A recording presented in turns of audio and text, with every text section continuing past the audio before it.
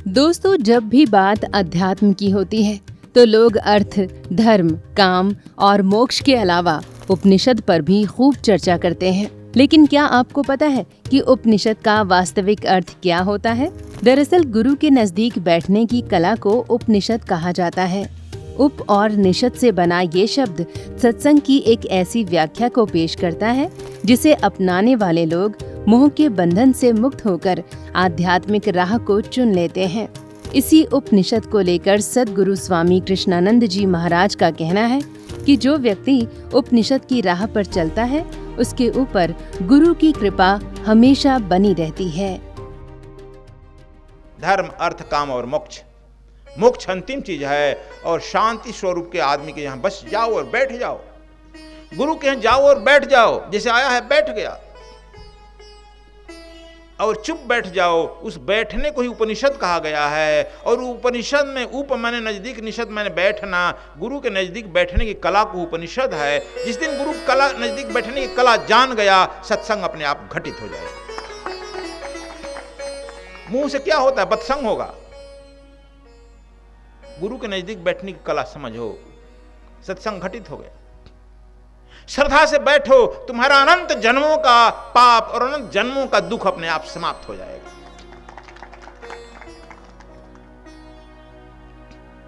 तुम आएगा, कहा गुरुजी हम आए थे सुनने, रास्ते में जाते हमको ठोकर लग गई, पाप हो गया ना।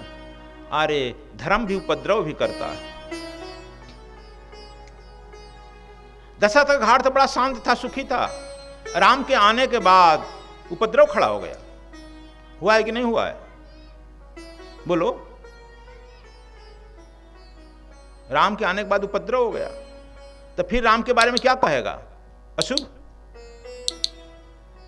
और सीता के आने के बाद कि कई शत्रु बन गई, मंथरा उल्टा हो गई, तो फिर क्या कहेगा? सीता को शुभ कहेगा, अशुभ कहेगा? बोलो, क्या आपका एनालिसिस है? आपका एनालिसिस काम करता है कहीं? राम का जन्म हुआ है तो समस्याएं आ गई है। ऐसी समस्या आई है, पिता मरण सीता हरण हुआ। घर पर कोई राज करने वाला नहीं है, बिना राज का हो गया। भरत व्याकुल हो गया। सबकी अग्नि परीक्षा एक साथ शुरू हो गई। शुभ अशुभ का निर्णय कैसे करेगा तू? रावण का घर खाली शुभ हो रहा है ना।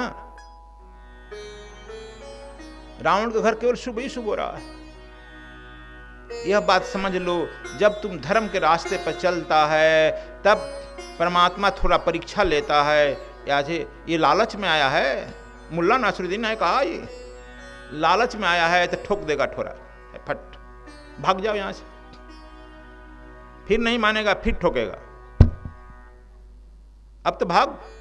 मैं नहीं भाग सकता, मैं शांत के लिए आया हूं, शाश्वत मेरा स्वभाव है। तो फिर ठोक देगा। अब तो भाग 3 बार ना।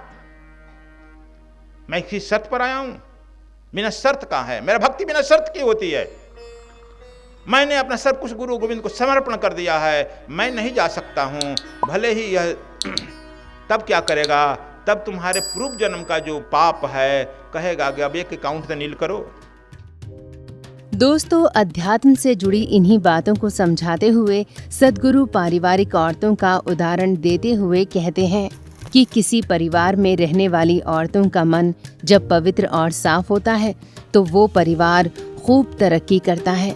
लेकिन जिस परिवार की औरतें द्वेष और अधर्म की भावना से भरी होती हैं तो परिवार कभी शांति से नहीं रह सकता। उद्योगनाथ से तुम देखो, तुम्हारे घर में जो औरतें खाना बनाएगी, श्री राम जय जय राम करते हुए, या जो मंत्र दीक्षा दिया गया उसका जाप करते हुए कराएगी, उस खाना की गुणवत्ता में बदलाव रहेगा और तुम खाने से स्वस्थ होगा, निरोग होगा और तुम्हारा परिवार जो है शांत रहेगा। जब तुम औरत को गाली दिया है तो औरत भी अपना गाली देगी कि बड़ा गाली देता है, इसका माटी नहीं लग जाता है, मरता नहीं है, इसको रोग नहीं हो जाता है। अब तुम समझ जाएगी रोग की तरफ बढ़ेगा, मृत्यु की तरफ बढ़ेगा। खाना तो ग्रहण कर लिया, ऑब्जर्व कर लिया ना, बहुत सेंसिटिव है खाना। पानी बहुत सेंसिटिव है, इसीलिए हम डिवाइन सीक्रेट साइंस में कहते हैं खाना को चार्ज करके खाओ। डिवाइन सीक्रेट साइंस से दवाई को चार्ज करके करो, पानी को चार्ज कर करे। पानी बहुत सेंसिटिव है। औरत खाना खानाती है, तुमको यही श्राप देते हुए बनाती है। इसीलिए बहुत लोग जो होटल में नहीं खाते हैं, स्वाद लग सकता है लेकिन उसमें जो है गुणवत्ता नहीं है। इसीलिए हम लोग कहते हैं कि होटल में खाओ, हॉस्पिटल में मरो। दोनों का समान गुण है। तुम्हारी जो पत्नी जिस प्रेम से बनाएगी, तुम्हारी माँ जिस प्रेम से बनाएगी, तुम्हारी पत्नी या माँ तुम्हारी जो खाना बना रही है वो किस निगाह से बना रही है? आपके स्वास्थ्य की निगाह से बना रही है, उसकी चिंता। तब विदुर काका जो है अभी उद्विग्न थे, चिंतित थे। जब नाश मनुष्य पर छाता है, विवेक पहले हर जाता है। यह घूम रहा है और नाश तो आ गया। यह दिखा भी दिया कि सब हमारे मुंह में जा रहे हो। हे भगवान, अब क्या होगा? भगवान मिल गया घरे। घरे सोच रहे हैं भगवान जो जो सोचे, जो जो मांगे ठाकुर सो सो देवे। जो आपने दुख मांगा है, संग मना है, सब दिया है। और कई बार मैं समझाता भी हूं तो इस पर भी तुम लोग नहीं समझता है, इस पर भी पॉलिटिक्स कर लेता है। क्या होगा? बुद्धि मारी गई कि नहीं मारी गई?